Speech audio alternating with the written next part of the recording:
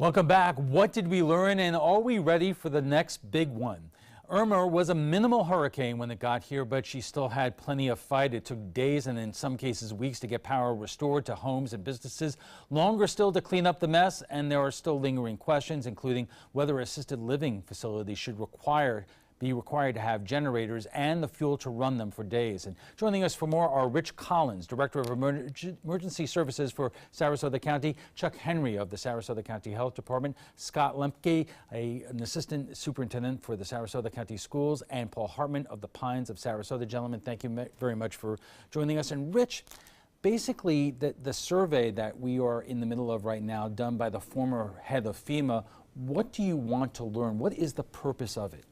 Well, through the gracious assistance of the Branchick Foundation and the Gulf Coast Community Foundation, we're able to bring in Craig to review our processes from an outside review to see how we did, what did we do well, what would we do different, are there any lessons for us to learn, and along with that we've asked 3 peer reviewers from the state, Jonathan Lord from the Florida Department of Emergency Management, Manny Soto from the City of Orlando, and Alan Harris from Seminole County to come in and take a look at our processes and give us that feedback.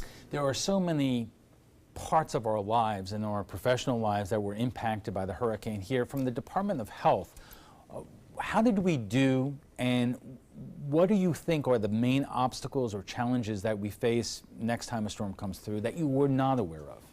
Well, I think we did fairly well, but there's tremendous lessons learned. This is probably the largest storm we've had, at least in my tenure here at the Health Department. And with a storm like that, you get to see weaknesses in your system that you wouldn't otherwise see. And like we were what? fortunate, Yeah. well, like a need for larger shelter space, more shelter, a better way to ensure residents register for the special needs shelter, those with medical needs in advance. We had hundreds registering the day before, which really made it difficult to make sure that we had space. You know, Scott, in Adam's story, he was talking about the shelters and the schools and their roles, and part of that, and that some of the schools are more reinforced than others. Is the school department embarked on the situation where you are actively trying to consider how you're going to reinforce these structures? Yes, and a lot of it has to do with just the age of the building. I mean, our inventory includes schools like Southside that were built in the late 1920s, and schools as new as Atwater Elementary School in Northport, which will withstand today 180-mile-an-hour winds. So as you look across that inventory and how building codes change, we talk about if you're going to pick a building to reinforce, which one do you pick, and then what does it cost to reinforce? And Paul, I don't know if I could look at one industry more impacted than the assisted living industry because of that terrible tragedy in Hollywood, where so many elderly died because their generators were not sufficient.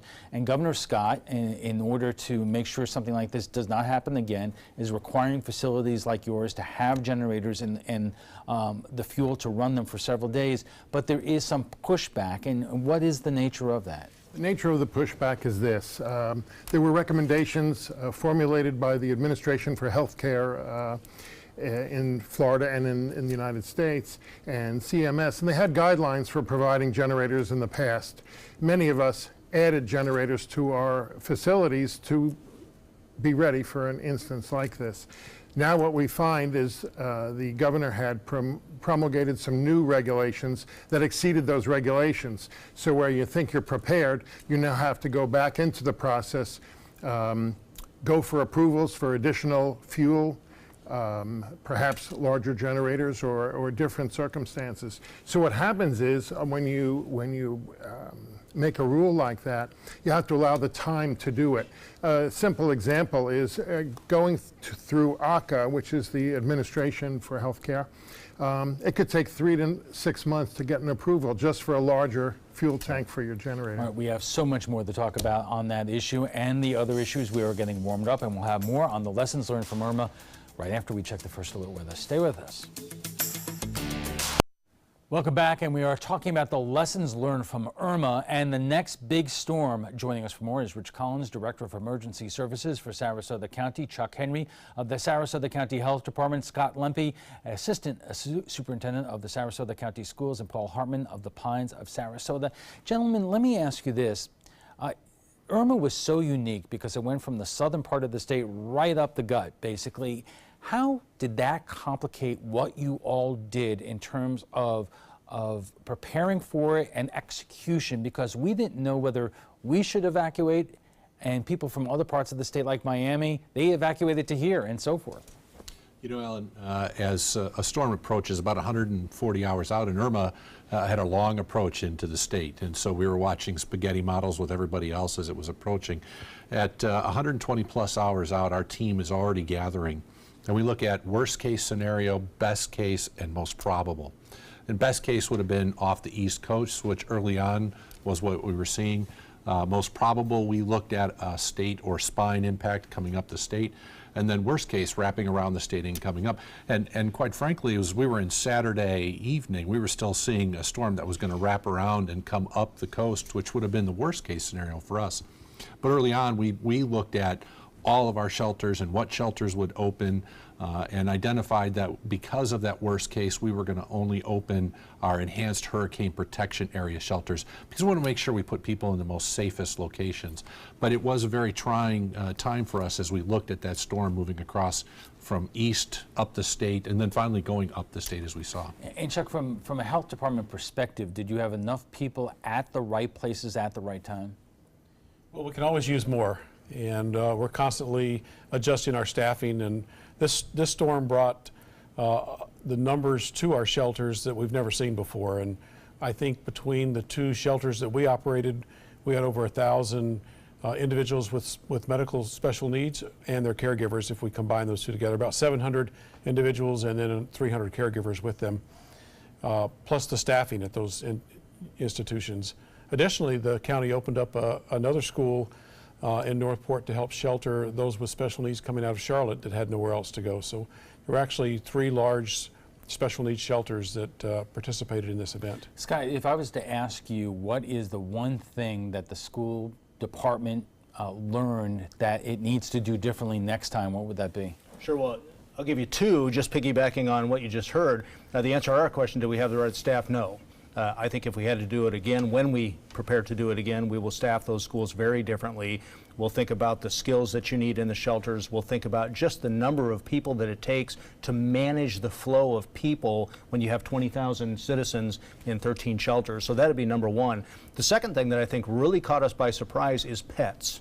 Not only the number of pets, but people's connection to their pet. If you gave me a choice between coming into the shelter without my pet or not coming in at all, people are just not coming in at all. And so Rich and I have talked a lot about, as we look to the future, how do we find a way to make all of our shelters pet friendly, and what does that look like? Oh, absolutely. I mean, I know how people feel about their pets, and I know that there were people who were put into situations that they made very difficult choices. But when you're talking about in terms of personnel, numbers of personnel, and where they needed to be more specific in terms of where you thought you kind of came up short. Sure. So I put it under the heading, I guess, generally of crowd control.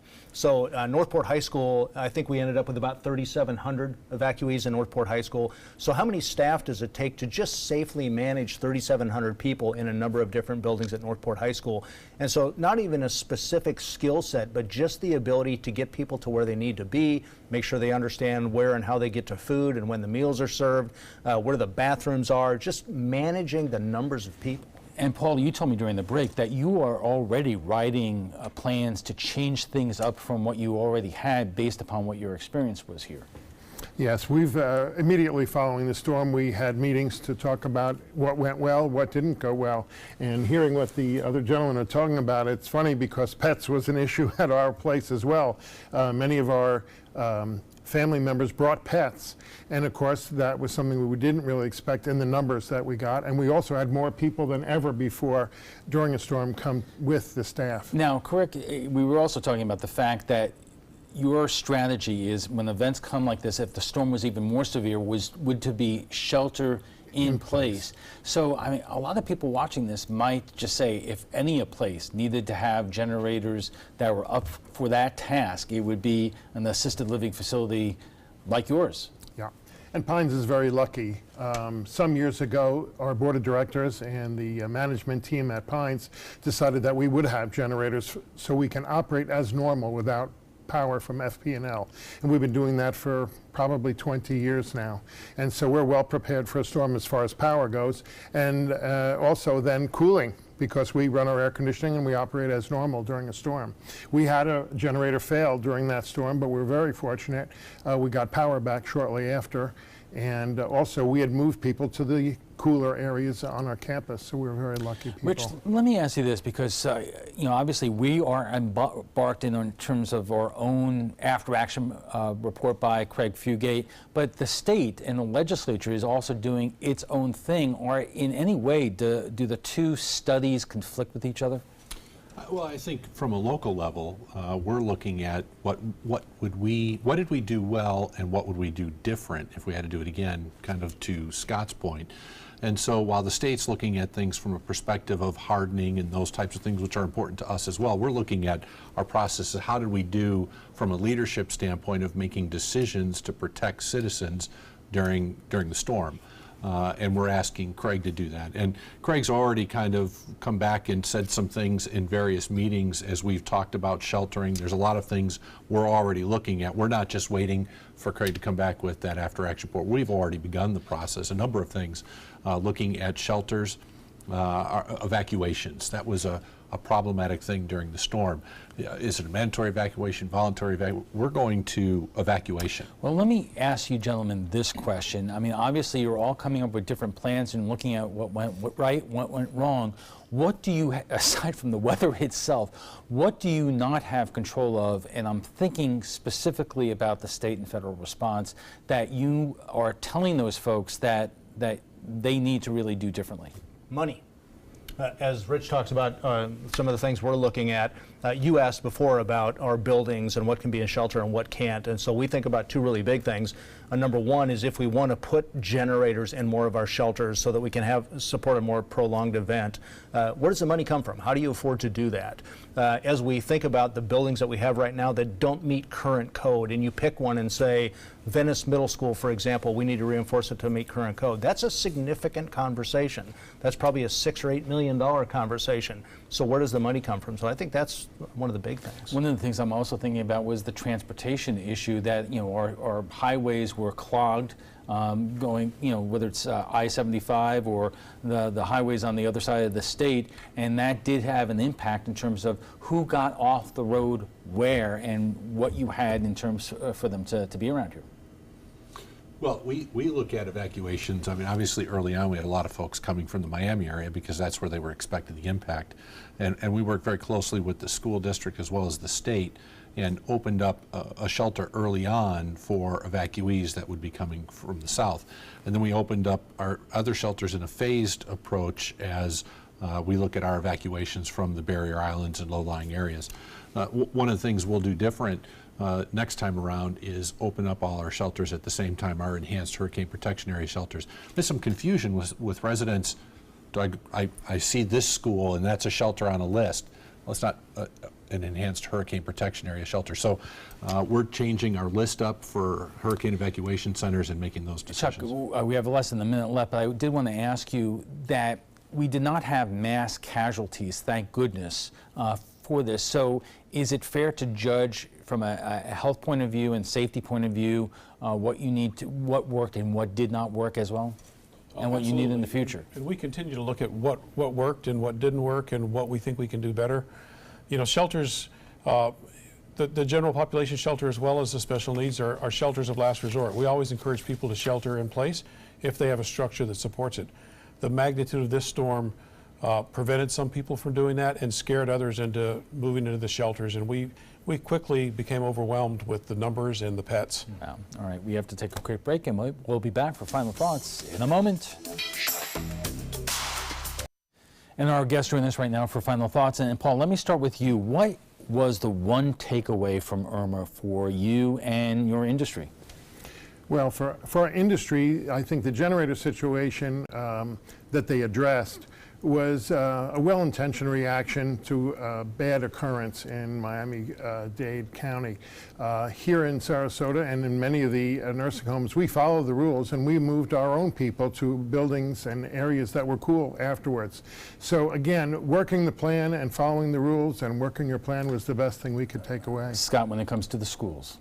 Sure, I guess we've talked a lot about lessons learned. For me, the number one takeaway is this community ought to be immensely proud of the way that its public servants responded to this event. Not only heroic things that happened in our shelters and on the roads, and be very proud of the relationships that we have all built that made all that possible. For me, this is one of the highlights of my professional career. And Chuck, when it comes to shelters and public health, what would that be? Well, probably the number one takeaway is to provide better education to all of our citizens about what's available in special needs shelters, the need to register in advance for those shelters. Without that information, it's hard for us to plan for the specific medical needs and the supplies and numbers that we may need to support. And Rich, what is the one thing from that Craig Fugate report you are waiting with bated breath to hear about? I think the final report on shelters and how we work together, I think is really important. And I think the other big takeaway, as you bring up, is all of us having a plan. And we're working and reviewing our plans.